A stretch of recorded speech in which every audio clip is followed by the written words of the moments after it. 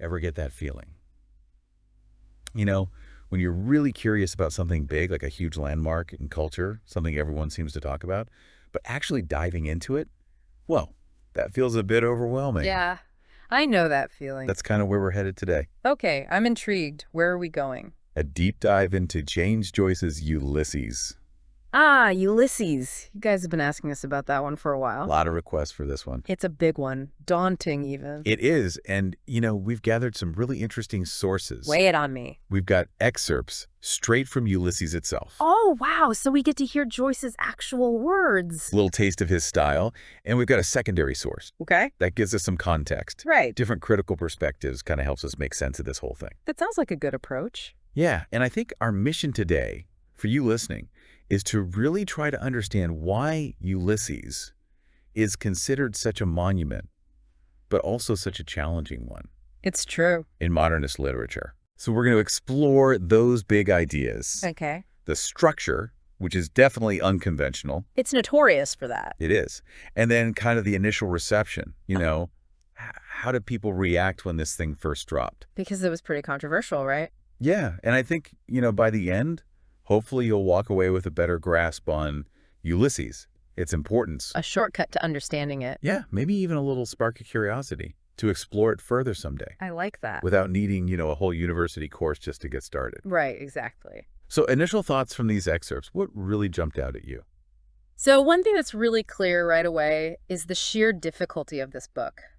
Our secondary source says the average intelligent reader Yep. would find Ulysses really baffling, even distasteful, without some serious help. Okay. It even says you'd need a key and glossary, like those Berlitz language books. Wow.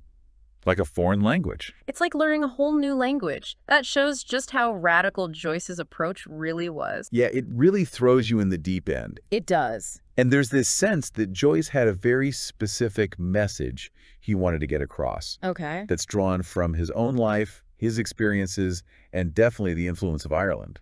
Right. It's in there. Yeah. And then this incredibly deep self-analysis that he just put down on paper Yeah. meticulously, almost obsessively. It's like he's trying to dig into the depths of himself and humanity at the same time. Absolutely. Like he's trying to excavate something very personal, but maybe also universal. Exactly. And it wasn't just what he wanted to say, but how he said it. Totally. So he just throws out the rule book. Not Right? else like it. Parodies, everyday slang, mixed with these high literary references, obscure symbols that you feel like you need a decoder ring for. It's almost like he's daring the reader to keep up. Totally. And that's, we're talking modernism here. Yeah, this is a hallmark of the modernist movement. It breaks with all the traditional forms Yeah.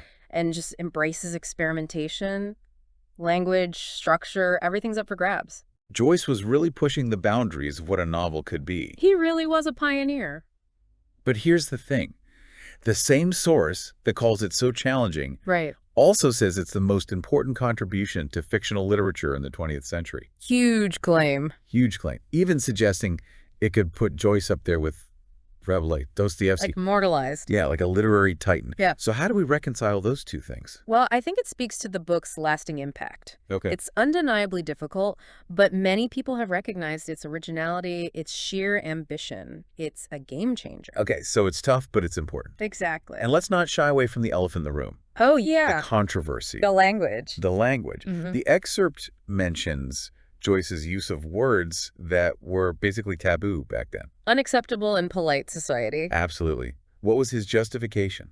I think the quote was, "This race, this country, and this life produced me. I shall express myself as I am." Wow.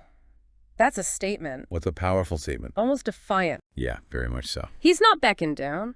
No, not at all. He's owning his voice. He's owning his experience. Exactly. And that's really at the core of his art.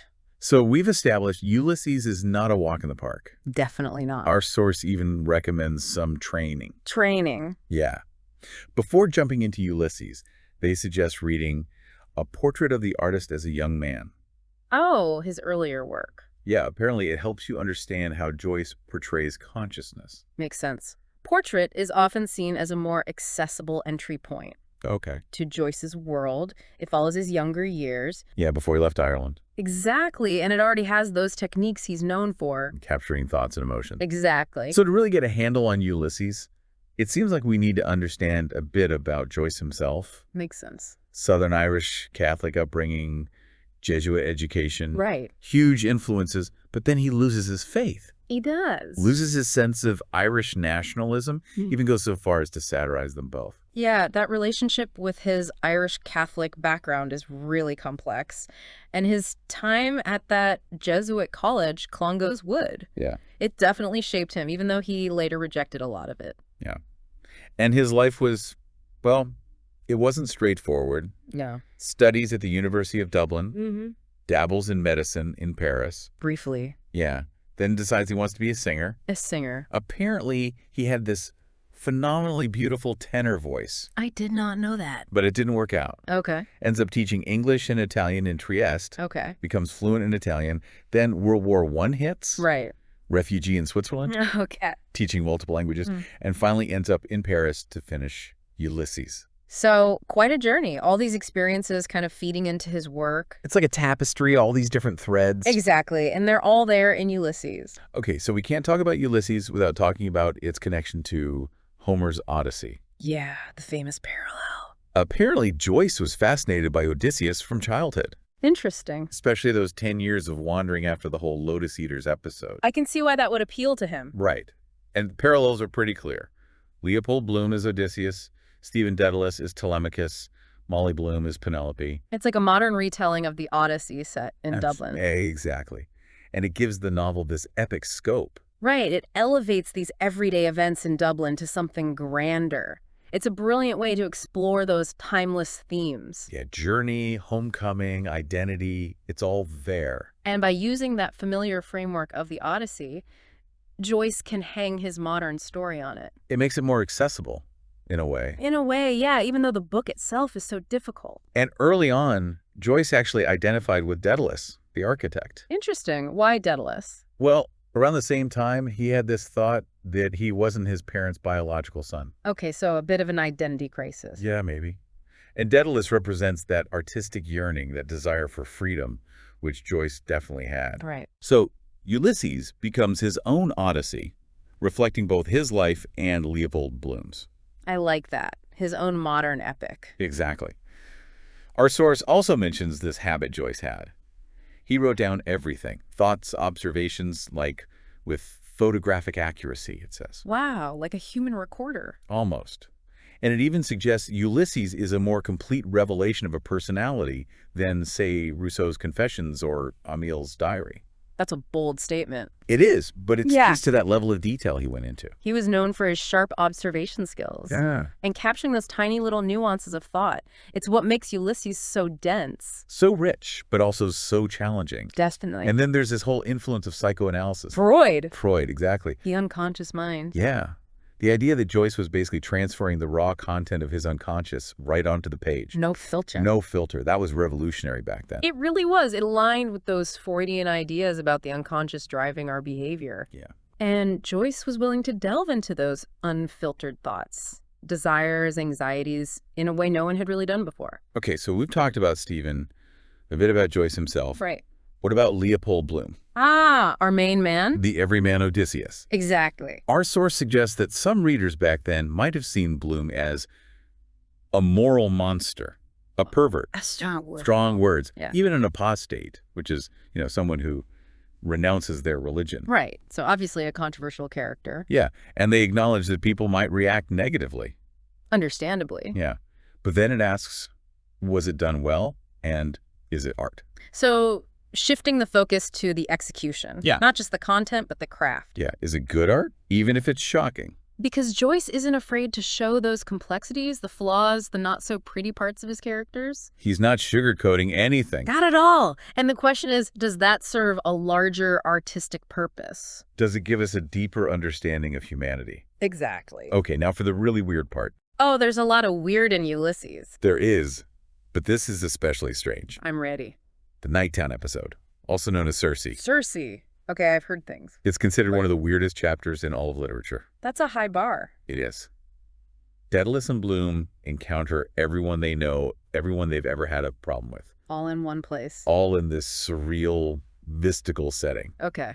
And it's got everything. Resurrections, saints, devils hosting festivals. What? Yeah, it's a wild ride. Sounds like it. So what's going on in this Circe episode? It's like a deep dive into their subconscious. Okay. Fears, desires, unresolved conflicts all laid bare. Reality and fantasy are totally blurred. Sacred and profane are all mixed up. It's a lot. A hallucinatory journey. Exactly. And our source says it's full of lust and dirt. Wow, even by Ulysses' standards. Right.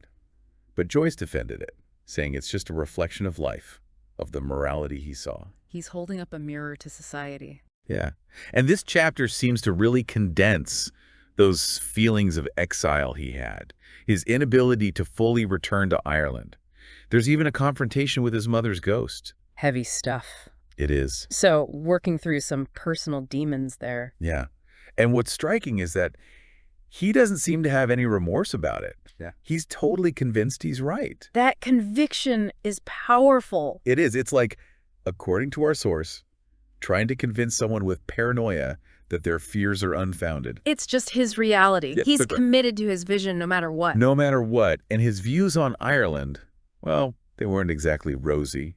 He famously called it the old sow that eats her farrow. Harsh. It is. But then he read a Dublin newspaper every single day. That's interesting. So repelled but still connected? It's a complicated relationship. It's that push and pull of home. You can love it and hate it at the same time. Exactly. Our source makes this point about Joyce's genius. Okay.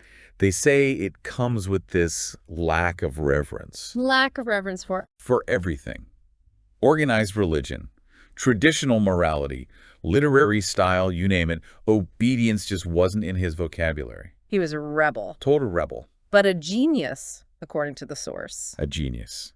And they say there's value in those unfiltered revelations from a mind like that. Interesting. So he's giving us something raw, unvarnished. Yeah, something we might only see in the writings of, well, the mentally ill. That's a strong comparison. It is. Yeah. But then they clarify, they say Joyce was actually one of the sanest geniuses they'd met. Okay, so not actually insane. No. But willing to explore those darker corners of the mind. Absolutely. And I think that's what makes his work so insightful, but also so disturbing to some. It's unsettling, but it makes you think. And a lot of his personal struggles, like his disillusionment with the Jesuits, his own sense of not fitting in, those became fuel for his writing. Like he had to write about these things. Exactly. To work through them. And the excerpt ends with this prediction that very few people would actually read Ulysses cover to cover. Yeah, it's a tough read. And the speaker says they're one of the few who've read it twice. Wow. And they say they learned more about psychology and psychiatry from Ulysses than from a decade at a neurological institute. That's saying something. It is. It really speaks to the depth of Joyce's character exploration. He's getting to the core of human experience. Okay, let's shift gears a bit and look at the bigger picture. Sounds good. Our other source firmly places Ulysses as a cornerstone of modernist literature. Which makes sense. Published in 1922 after being serialized. Right.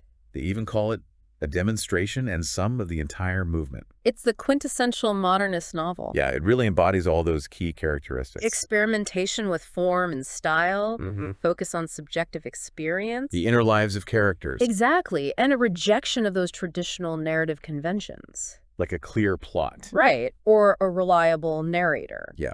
Yeah. And just to recap, the whole novel takes place on a single day. June 16th, 1904. Bloomsday. It centers on the lives of three Dubliners. Right. Leopold Bloom, our Odysseus. Molly Bloom, Penelope. Yeah. And Stephen Dedalus, Telemachus. The modern-day counterparts. And some of the big themes that it tackles.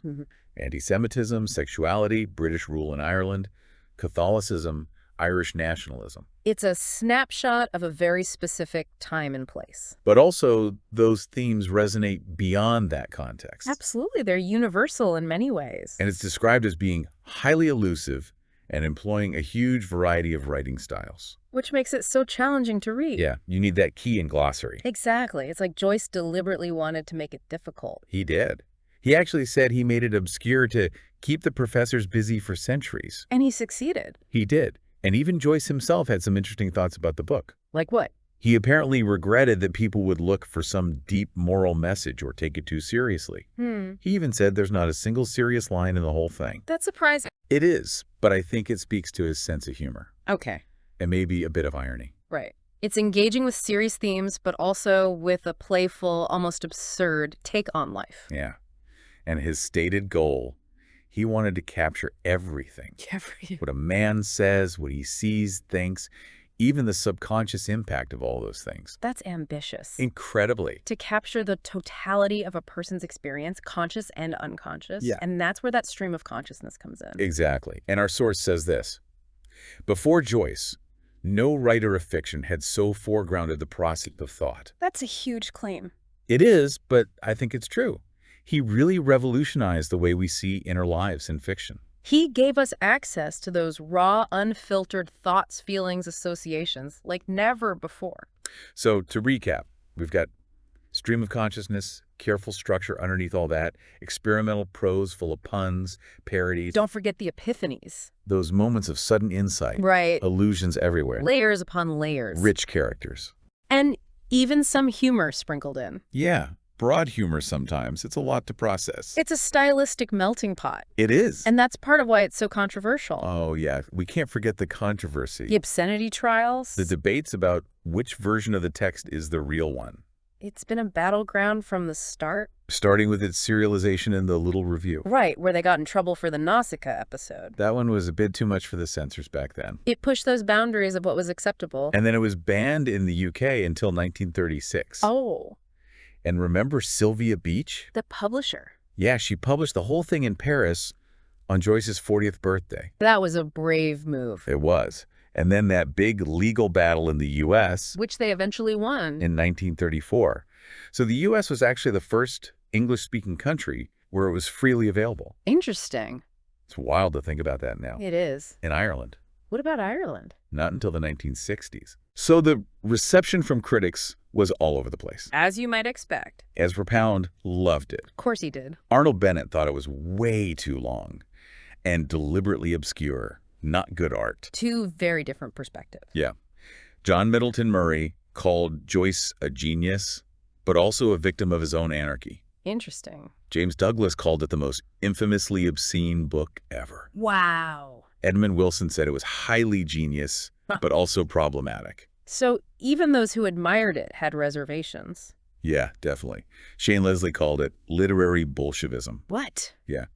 Virginia Woolf called it a memorable catastrophe. Harsh. T.S. Eliot said it was the most important expression of the age. High praise from Eliot. It is. So a real mixed bag of reactions. Yeah. And it continues to be debated. Oh, yeah, the Joyce Wars. All the arguments about different editions. Trying to figure out which one is the real Ulysses. It's a complex textual history. It is. And, of course, there have been tons of adaptations. Oh, yeah. Plays, movies. Audiobooks.